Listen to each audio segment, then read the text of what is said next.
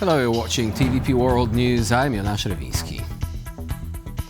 Ukrainian President Volodymyr Zelenskyy left the meeting with his American counterpart without a breakthrough, as Donald Trump didn't offer Ukraine the much-anticipated long-range Tomahawk cruise missiles. The US president also indicated a division across the current battle lines would be the best option to end the conflict. And I think it looks beautiful in his jacket. Yeah. Is it beautiful? Pleasantries aside, Trump called on Russia and Ukraine to stop fighting immediately. It's not good news for Ukraine, as after the meeting with Zelenskyy, Trump suggested territorial concessions. In my opinion, they should stop the war immediately. You go by the battle line wherever it is, otherwise it's too complicated. You'll never be able to figure it out. You stop at the battle line, and both sides should go home, go to their families, stop the killing, and that should be it. Zelenskyy had high hopes about Trump's involvement in the peace process. I'm confident that with your help we can stop this war. And he hoped to get Tomahawks, long-range, all-weather jet-powered subsonic cruise missiles that could do Russia a lot of harm.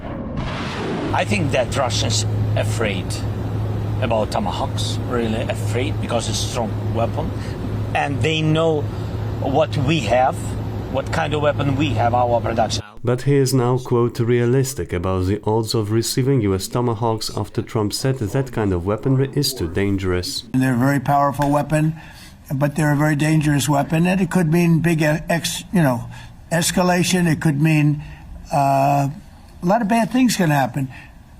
Tomahawks are a big deal. Trump further added that, in his opinion, Russian President Putin wants to make a war-ending deal. Whether it's true, we'll find out soon enough, as now President Trump is set to meet with Putin in Budapest for the second time since the start of the Russian invasion of Ukraine.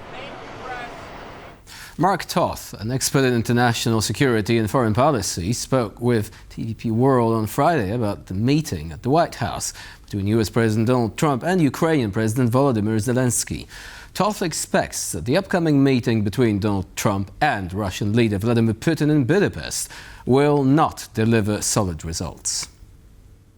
37 missiles were fired at Ukraine across, not just on the front lines, but as far into the western areas of the country as well. And I think there's just Putin signaling that nothing much is going to change, even though he's bought this 2 weeks for himself, at least in terms of the Tomahawks, most likely not getting approved for Ukraine.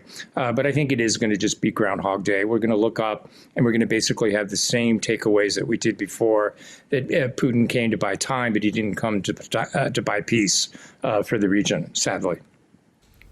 No decision about Ukraine can be made without Ukraine, said German Foreign Minister Johann Wadephul. He added that the war-torn country has Germany's full support.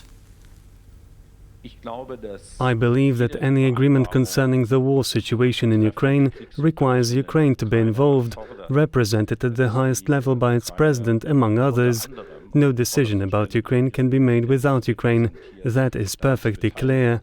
And that is why I see the talks in Budapest as a second attempt, after the talks in Alaska, to finally convince President Putin to negotiate seriously with Ukraine. Ukraine will insist on this, and it has the support of the Federal Republic of Germany. Ukraine has carried out a series of attacks on Russia's military and energy infrastructure. The Ukrainian General Staff has issued a statement saying that such attacks aimed at weakening the offensive and military economic potential of the Kremlin will continue as long as the Russian invasion lasts. The Ukrainian army has confirmed carrying out an attack on Russian military targets, as well as fuel and energy infrastructure facilities in occupied Crimea. The country's authorities have also released footage of a successful attack on a Russian rocket launching system, which had reportedly been used to strike Ukraine's Mykolaiv region. Ukrainian drones have also reportedly struck an energy substation in the Ulyanovsk region of Russia, located some 900 kilometers from the Ukrainian border. Ukraine has recently ramped up attacks on Russia's energy infrastructure, both to obstruct its war machine and to limit the Kremlin's revenues.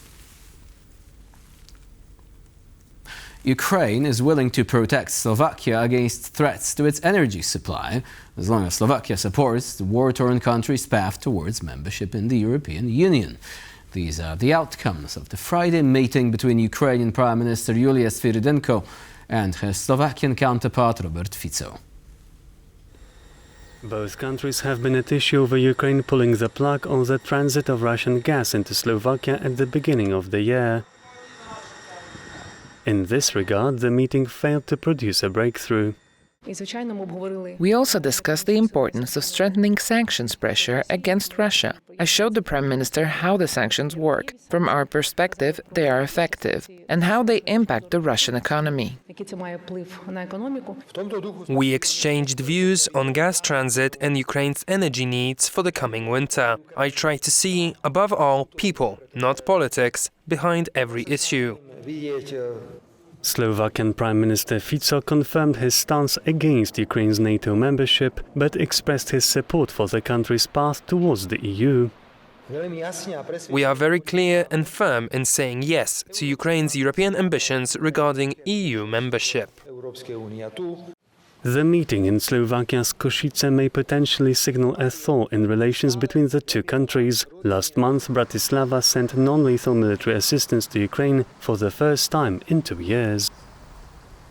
A suspect in the Nord Stream sabotage case, who was released from detention in Poland, has extended his gratitude to Poles and Ukrainians alike. On Friday, the court decided against the extradition request filed by the German authorities. Volodymyr Zelenskyy was detained in late September following a European arrest warrant issued by Germany. On Friday, a Polish court denied his extradition to Germany and acquitted him of criminal charges. Now, the Ukrainian diver thanked both Poles and Ukrainians for their support, adding that he wouldn't expect such a fair trial in Germany. He went on to say that all Ukrainians are doing their best to bring the war to an end. Hungarian Foreign Minister Péter Szijjártó wrote on social media that, and I quote, "Poland has not only released but is celebrating a terrorist," responding to Polish Prime Minister Donald Tusk's announcement that the suspect in the Nord Stream sabotage case has been freed. On Friday, the Polish court denied the extradition of a Ukrainian diver suspected of blowing up the Nord Stream gas pipeline back in September 2022. Scandalous. According to Poland, if you don't like an infrastructure in Europe, you can blow it up. With this, they gave advance permission for terrorist attacks in Europe. Poland has not only released, but is celebrating a terrorist. This is what European rule of law has come to. Senior Belarusian diplomat Yuri Ambrezievich has held meetings with several European counterparts in Paris. EU diplomats called the move an overture to reduce Minsk's isolation after rapprochement with the US under the Trump administration. Yuri Ambrezievich, former deputy foreign minister of Belarus, aims to break the country's political isolation by positioning the country as a mediator in Russia-Ukraine talks and European security, a European diplomat told Reuters. The Belarusian embassy in Paris, where Ambrezievich is also accredited as envoy to the UN cultural body UNESCO, sent an invitation to a number of EU diplomats to meet him. According to Reuters, the email said Ambrezievich was, and I quote, now informally responsible for coordinating Belarusian diplomatic contacts in the capitals of Western Europe. US officials say that the Trump administration hopes to draw Belarus out of Moscow's geopolitical orbit. In Georgia, the ruling Georgian Dream Party has passed a law restricting political activities of individuals. The new law means that certain people could effectively be barred from any political activity if they are associated with parties deemed unconstitutional by the country's constitutional court. Such individuals could be banned from founding or joining a party, holding office or standing in elections. They could also be forbidden to keep their parliamentary mandate. Georgian lawmakers also passed a bill that increases penalties for protest offences. Immediate detention of up to 20 days will be administered to those covering their faces, found in possession of fireworks or blocking roads. Both bills come as the ruling Georgian Dream Party faces continuing protests that started after last year's parliamentary elections, marred with irregularities pointing to Russian interference. The Georgian Dream is now the only party in the country's parliament and is increasing its bid to crack down on the United National Movement, the former ruling party. An explosion ripped through a residential building in Bucharest on Friday, claiming 3 lives and trapping 1 person while injuring 15 others. Authorities have evacuated 100 families as emergency teams search for more victims amid fears that the building could collapse.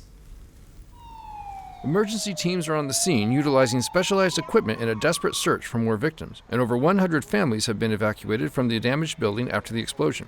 Alternative housing has been provided for residents as authorities fear the imminent collapse of the damaged building. Preliminary investigations point to a gas leak as the cause of the blast, which tore through the 5th and 6th floors, leaving a gaping hole in the structure. I live in front of the apartment that exploded on the same floor. The shockwave hit our apartments as well. The shockwave destroyed everything in our house. TV sets, walls, windows, furniture. There is dust everywhere. Everything is destroyed in my house. We have 20 victims assisted by our teams. 15 of them were transported to hospitals. Unfortunately, there are also 3 dead people. We have set up an assistance center inside the high school for the directly affected people. We have deployed special equipment in the area to search for more victims caught in the rubble. Poland would support Iceland's European Union candidacy bid if the residents of the country vote in favor of joining the bloc. The Nordic island country will soon hold a referendum on its EU membership. Our correspondent Kazimierz Łysiak is in Reykjavik and has more. Iceland will hold a referendum on joining the European Union by 2027, according to the new Icelandic government. Polish Deputy Foreign Minister Henryka Mościcka-Dendys, who came here to Reykjavik for the Arctic Circle Assembly, told us that Poland would absolutely back Iceland joining the EU. Poland and Iceland enjoy quite close relations, and according to the Polish Deputy Foreign Minister, this partnership is only bound to grow. Iceland is traditionally a close partner for Poland when it comes to regional cooperation, but also EU cooperation, security domain, etc. We are partners in the Arctic. Not many Poles know or associate Iceland with an Arctic country, but it's actually part of Northern Europe and the Arctic region, important for our security. Poles are actually the biggest ethnic minority here in Iceland, about 8% of the population. Some 30,000 Poles live and work here. That makes it even more important for Poland to have a close relationship with Iceland. Iceland actually already applied to join the EU, but it withdrew its application in 2013. Only a year later, Russia annexed Crimea, and then in 2022 we've had the full-scale Russian invasion of Ukraine. These growing imperialistic ambitions of Russia and, for example, the interest of Donald Trump in acquiring Greenland, all these things are now making Iceland reconsider its place in global politics. They want to have some stronger alliances, and joining the EU would be one such move that would allow for Iceland to be more protected, to have more closer relationships with the old continent. From Iceland, Kazimierz Łysiak, TVP World. And that's all for now. Thank you for watching, and please stay with us here on TVP World.